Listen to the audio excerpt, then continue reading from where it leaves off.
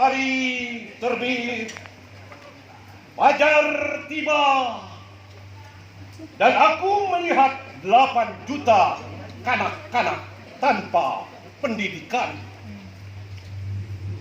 Aku bertanya, tapi pertanyaanku membentur meja kekuasaan yang macet dan papan tulis para pendidik yang terlepas dari persoalan kehidupan.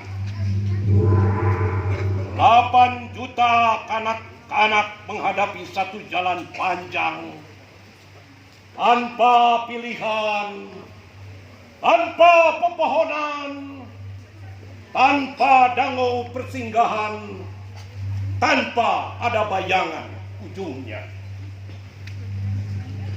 Menghisap udara yang disemprot deodoran, aku melihat sarjana-sarjana mengangguk